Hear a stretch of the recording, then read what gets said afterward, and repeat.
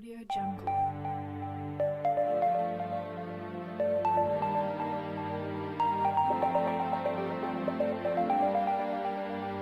Audio Jungle.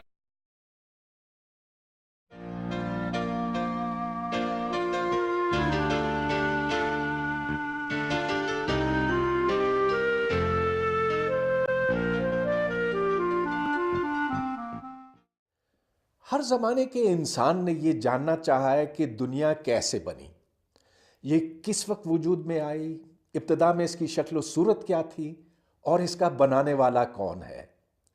ظاہر ہے کہ مختلف وقتوں پر، مختلف سماج میں، مختلف مذاہب میں یہ جوابات مختلف رہے ہیں۔ 2500 سال پہلے قدیم یونان کی تہذیب میں یہ سوچا گیا تھا کہ دنیا اس وقت بنی جب کوہ اولمپس پر سے مہا خدا زوس نے نیچے بجلی گرائی۔ ہندوؤں کی اپنی سوچ ہے جو مہابھارتا اور رامایانہ پر مبنی ہے، اور ایک مشہور عیسائی رہنما آرچ بشپ اشد نے کہا کہ اس نے انجیل کے مطالعے سے یہ معلوم کیا کہ زمین اتوار بروز 23 اکتوبر سن 4004 کے دن وجود میں آئی، اور وہ بھی صرف 7 دن میں۔ اب بھی آج بھی امریکہ میں بہت سے لوگ اس کو درست مانتے ہیں۔ زمین کو کیا چیز سہارا دیتی ہے؟ ایک سوچ یہ تھی کہ زمین کسی بڑے ہاتھی کی پیٹھ کے اوپر رکھی ہوئی ہے، اور یہ ہاتھی کسی بڑے کچھوے پر کھڑا ہے۔ وہ کچھوا کسی اور کچھوے کے اوپر ہے، اور یہ کچھووں کا سلسلہ لامتناہی ہے، نیچے تک چلتا چلا جاتا ہے۔ سائنس کا بھی ایک مخصوص نظریہ ہے جو بگ بینگ تھیوری یا بگ بینگ نظریہ کہلاتا ہے، لیکن یہ باقی نظریات سے مختلف ہے کیونکہ اس کے پیچھے ٹھوس ثبوت موجود ہے۔ آج دنیا کے تمام سائنسدان، میرا مطلب یہ کہ وہ سائنسدان جن کا تعلق کائناتی معاملات کے ساتھ ہے، کاسمولوجسٹ، وہ اس کو مستند سمجھتے ہیں۔ وہ کہتے ہیں کہ یہ اتنی ہی سچی بات ہے جتنی کہ زمین سورج کے گرد چکر لگاتی ہے۔ لیکن اس کے پیچھے آخر ثبوت کیا ہے؟ 3 اہم وجوہات ہیں جو میں آپ کے سامنے پیش کروں گا۔ سب سے پہلے یہ کہ ہمیں نظر آتا ہے زمین پر رہتے ہوئے کہ کائنات تیزی سے پھیلتی چلی جا رہی ہے۔ یہ مشاہدہ ایک امریکن ماہر فلکیات ایڈون ہبل کا ہے۔ تقریباً 100 سال پہلے ہبل دور کی کہکشاؤں کو اپنی دوربین کی مدد سے دیکھ رہا تھا۔ دوربین کے علاوہ اس کے پاس ایک آلہ تھا جو اسپیکٹروسکوپ کہلاتا ہے، اور جس کی مدد سے وہ ستاروں کی رفتار بھی معلوم کر سکا۔ یہ رفتار معلوم کرنے کا طریقہ وہی تھا، وہی فزکس کے اصول اس میں استعمال ہوئے جس سے ہم آج چلتی ہوئی گاڑیوں کی رفتار معلوم کرتے ہیں۔ ہبل کا مشاہدہ انتہائی دلچسپ تھا۔ اس نے معلوم کیا کہ وہ کہکشائیں جو آسمان کے اس طرف ہیں یا جو اس طرف ہیں، وہ سب ہم سے دور ہوتی چلی جا رہی ہیں۔ یہ بالکل وہی کیفیت ہے جو ایک بم کے پھٹنے میں آپ دیکھتے ہیں۔ بم کی گٹھلی ایک جگہ رہ جاتی ہے، لیکن اس کا جو خول ہے وہ باہر نکل جاتا ہے، یعنی کہ جو تیز رفتار حصے ہیں وہ دور نکل گئے ہیں۔ اب فرض کیجئے کہ آپ کائنات کے پھیلاؤ یا اس بم کے دھماکے کی ایک ویڈیو بناتے ہیں، تو آپ کو نظر آئے گا تو یہ ساری کہکشائیں باہر کی طرف نکلتی جا رہی ہیں۔ اب فرض کیجئے کہ آپ اس ویڈیو کو الٹا چلاتے ہیں، تو یہ کہکشائیں پھر نزدیک آتے آتے آتے بالآخر ایک نقطے کے اندر ضم ہو جائیں گی۔ یہ وہ نقطہ ہے جہاں سے کائنات شروع ہوئی تھی، نقطہ ازل کہہ سکتے ہیں، اور اس ویڈیو کو الٹا چلانے میں آپ کو 13.7 ارب سال لگیں گے، جو کائنات کی عمر ہے۔ ہبل کے مشاہدات کی تو اب بارہا تصدیق کی گئی ہے، اور اب ہمارے پاس بہتر آلات ہیں، ایسی دوربینیں ہیں جو خلا میں نصب ہیں، اور ان سب سے ہمیں معلوم ہوتا ہے کہ ہاں کائنات پھیل رہی ہے۔ चुनाचे बिग बैंग के हक में ये पहली दलील थी। दूसरी दलील का ताल्लुक कायनात की साख से है। जो मादा कायनात के अंदर मौजूद है उसको देखकर हम बिग बैंग के हक में एक और बड़ी मजबूत दलील पेश कर सकते हैं। लेकिन ज़रूर आपके जहन में ये सवाल होगा कि हमें कायनात की साख्त के बारे में क्या पता, आखिर हम उधर जाकर उधर से कोई मादा खींच कर ज़मीन पर तो नहीं ला सकते। ये बात तो दुरुस्त है, लेकिन उधर से ज़मीन तक एक चीज़ पहुंचती है, गोया कि रोशनी। ये रोशनी मुख्तलिफ एटमों से खारिज होती है और हर एटम एक ख़ास रंग की रोशनी खारिज करता है।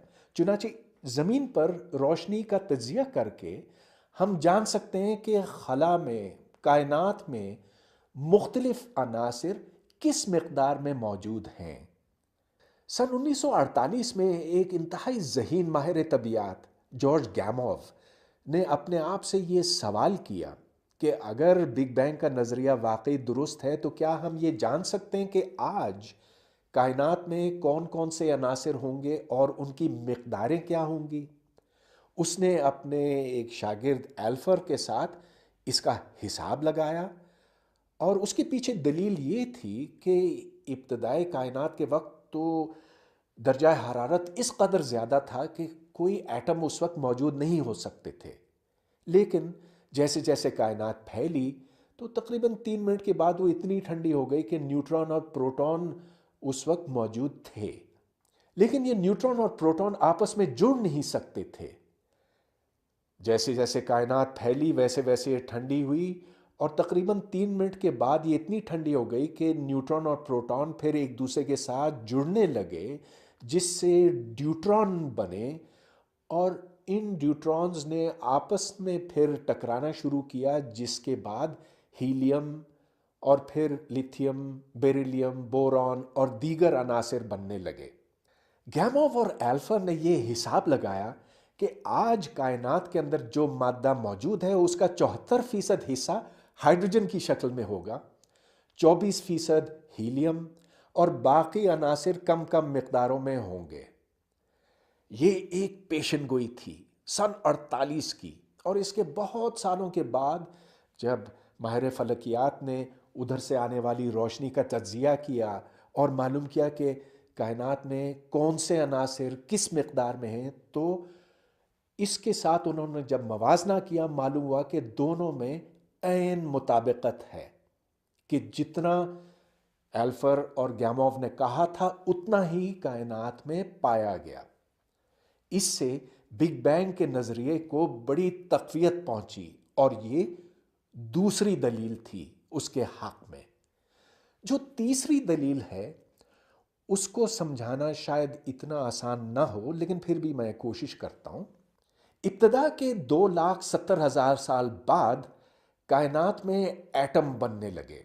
इससे पहले कायनात इस कदर गर्म थी कि एटम बन ही नहीं सकते थे, लेकिन जो ही एटम बनने लगे तो कायनात शफाफ हो गई, जिसका मतलब ये कि रोशनी एक सिरे से दूसरे सिरे तक बआसानी पहुंच सकी।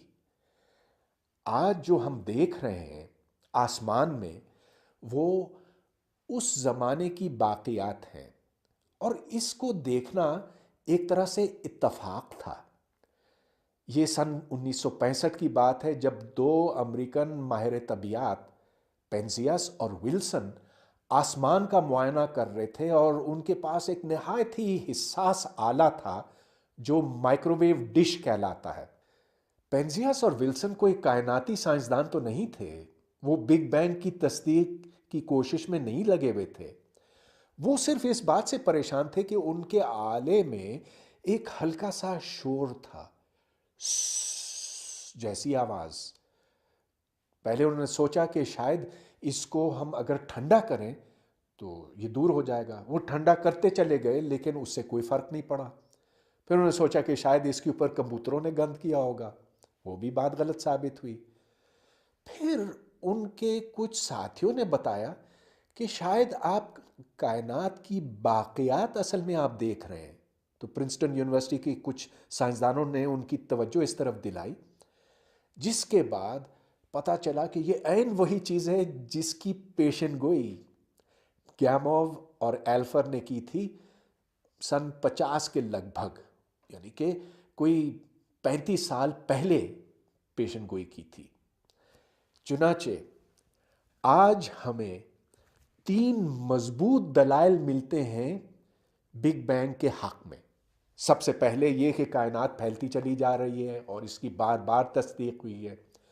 دوسرے یہ کہ ہمیں اب کائنات کی ساخت بالکل وہی نظر آتی ہے جس کی پیشن گوئی کی گئی ہے اور جو آپ حساب لگا کر پریڈکٹ کر سکتے ہیں۔